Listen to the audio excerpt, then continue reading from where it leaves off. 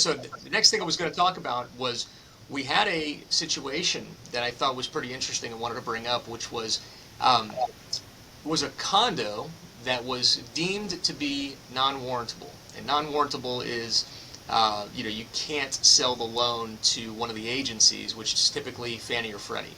And so it was on Fannie Mae's list as being unavailable. And it turns out that the reason it was unavailable was because of it didn't have reserves, interestingly enough. So I actually reached out to them because it's like, well, that usually isn't the only reason, the only thing that would make something unavailable.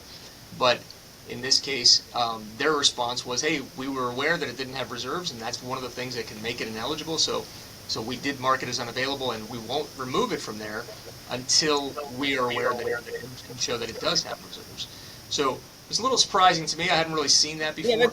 that's interesting. We usually Yeah, never see unavailable for reserves, because we all know in a primary home, if you're 25% down, we're not really looking at the budget. It's something. correct, But for a correct. lender or Fannie Mae to put that on the site, that's very rare.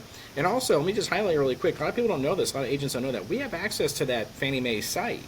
Not all lenders actually check that site. Absolutely. So let me tell you the rest of the story, and then we'll circle back to that. But Sure. basically, what turns out is, and it's one of the reasons it's really important when you're dealing with condos. You can't let buyers just go and get a loan from anybody, and certainly on the internet or somebody, a bank in New York, because the condo market is really intricate, and so a lot of lenders, certainly a lot of banks might look at that Fannie Mae list and say, oh, you can't do a loan in there.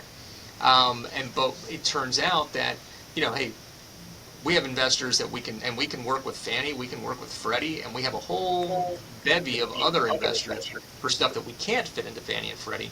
But in this case, we have an investor that was perfectly happy to take that condo and underwrite it, and we got it approved and closed Freddie Mac instead of Fannie Mae. That's So great.